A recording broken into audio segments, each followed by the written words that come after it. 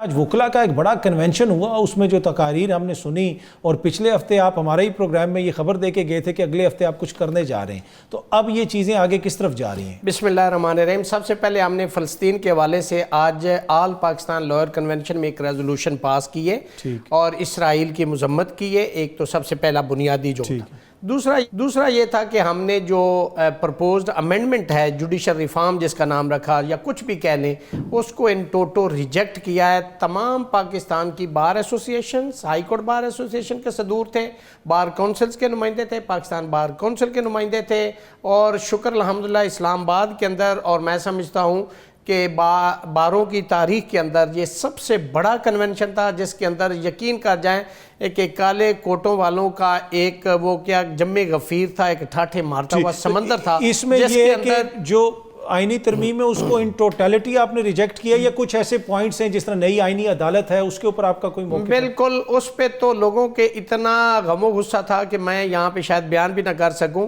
کہ ایک پیرالل ایک آپ سپریم کورٹ بنانے کے لیے جا رہے ہیں، جس کو وکلا نے بالکل بڑا صریحاً ایک لمحے کی تاخیر کیے بغیر اس کو ریجیکٹ کیا، اور اس کے اوپر تو یہاں تک بھی سب نے باتیں کی کہ یہ سب ورشن آف کانسٹیٹیوشن ہے، اور یہ آرٹیکل 6 کے زمرے میں آتا ہے جو کچھ یہ کرنے کے لیے جا رہے ہیں۔ یہ حامد خان نے وہاں اپنی سپیچ میں بھی کہا، تو سچی بات ہے کہ دیکھیں ایک متفقہ آئین ہے جس کے ساتھ اس وقت پولیٹیکل لوگ جو ہیں انہیں چاہیے تھا کہ جو رولز 2007 ہیں نیشنل اسمبلی کے، جو سینٹ کے 2012 کے رولز ہیں، جو کانسٹیٹیوشن کے اندر ایک طریقہ کار دیا گیا ہے، اس کے تحت آپ پہلے اپنا مسودہ دیں، اس پہ ڈیبیٹ کروائیں، لوگوں کے سب کے آؤٹ پٹ لیں، بار ایسوسیشن، بار کونسل۔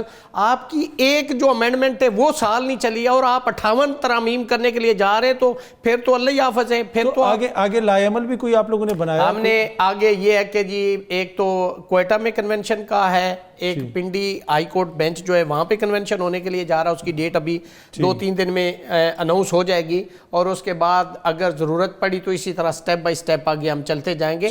تو سمجھو ہم نے ایک موومنٹ کا آغاز کر دیا ہے، جو ہر ہائی کورٹ کے اندر ہم کنونشن آل پاکستان، آج پورا پاکستان محصور تھا، موٹر ویز بند تھی، کنٹینرز لگے ہوئے تھے، لیکن آپ ہمارا کنونشن کی فوٹیج چلائیں، آپ کو کالے کوٹ والوں کا ایک سمندر نظر آئے گا کہ اتنا سختی اور راستے بند ہونے کے باوجود یہ کالے کوٹ والے وہاں پہ آج کنونشن میں آئے، اور انہوں نے یونینیمسلی ایک وکیل نے کھڑے ہو کے اس کے حق میں ووٹ نہیں دیا، انہوں نے سب نے ریجیکٹ کیا۔ آپ کیسے دیکھتے ہیں اس احتجاج کو جو پاکستان تحریک انصاف نے احتجاج کی کال دی ہوئی تھی، اور وہ یہ کہہ رہے ہیں آئینی ترمیم کے ہم بھی خلاف ہیں؟ آپ سمجھتے ہیں کہ غیر سیاسی رویہ تھا، ایسا نہیں ہونا چاہیے؟ دیکھیں احتجاج تو ہر پولیٹیکل پارٹی کا حق ہے، آرٹیکل 15، آرٹیکل 16 اور آرٹیکل 17 کانسٹیٹیوشن کا جو اس کو حق دیتا ہے۔ اب کس طرح سے کرتے، ہر پارٹی کا اپنا منشور جس طرح ڈیفرنٹ ہے، ہر پارٹی کا احتجاج کرنے کا انداز بھی مختلف ہے۔ آپ کو اس سے احتجاج سے، اس کے رویے سے آپ کو اختلاف ہو سکتا ہے، لیکن وہ پولیٹیکل پارٹی تو ہے نا۔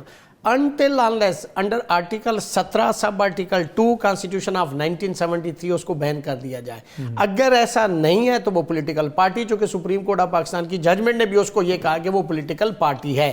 اور آج دیکھیں جیسے ہم نے کنونشن کیا، وہ اس میں پیپلز پارٹی کے لوگ بھی تھے، مسلم لیگ نون کے بھی تھے، پی ٹی آئی کے لوگ بھی تھے، لیکن اس میں کسی نے یہ نہیں کہا کہ یہ کسی پولیٹیکل پارٹی کے بنیاد پہ یہ ہو رہا ہے۔ above the political affiliation آج ہم نے کنونشن کیا۔ یہ بھی ویسے کریڈٹ حکومت کو جاتا ہے، انہوں نے سب کو اکٹھا کر دیا۔ دیکھیں بڑے عرصے کے بعد وکلا کو پھر سے ایکٹیو کیا ہے نا، تو وہ ان کو کریڈٹ جاتا ہے۔ دیکھیں ہمیں آپ کریڈٹ دیں کہ چودھری افتخار کو میاں نواز شریف صاحب نکلے کے تو بال کیا تھا، ورنہ آپ بال کرا لیتے ہیں۔ یہ سیاسی جماعتیں چودھری صاحب ایک سیکنڈ نہیں، بٹ صاحب نے ہمیں وکیلوں کو یہ کہا ہے نا، ایک سیکنڈ، ہم نے وکلا تحریک چلائی تھی، آپ کو پتہ ہے مسلم لیگ نون کب اس میں دوبارہ شامل ہوئی تھی؟ جب پروونشل اسمبلی ڈیزالو کر دی گئی تھی پنجاب کی، اس کے بعد سے دوبارہ یہ ایشو ہوا تھا، تو دوبارہ ہم نے، ادروائز پیپلز پارٹی بھی تحریک چھوڑ گئی تھی اور مسلم لیگ نون بھی چھوڑ گئی تھی۔ یہ نہ کہ وکلا نے جانے دی ہیں۔ ایک سیکنڈ سن لیں بٹ صاحب، مجھے بھی سن لیں نا پلیز۔ 17 وکیلوں نے جان دی تھی،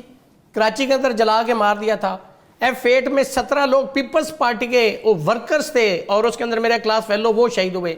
ساہیوال کے اندر پیٹرول بم ان کے اوپر پھینکے گئے تھے۔ ہم نے تو روزی روٹی چھوڑ کے اس ملک کے لیے اور اس کاز کے لیے اس ڈکٹیٹر کے خلاف جتنی پولیٹیکل لیڈر تھی وہ ملک سے باہر تھی، ورکر ہمارے ساتھ تھے. یہ نہ کہیں کہ آپ نے کیا تھا, یہ وکلا کی تحریک تھی, وکلا نے جانے دی تھی, وکلا نے جدوجہد کی تھی, اس جدوجہد کے نتیجے میں یہ ججز بحال ہوئے تھے. یہ نہ کہیں, لیکن بینیفیشری آپ تھے, چونکہ بعد میں حکومت آپ لوگوں نے, پولیٹیکل لوگوں نے.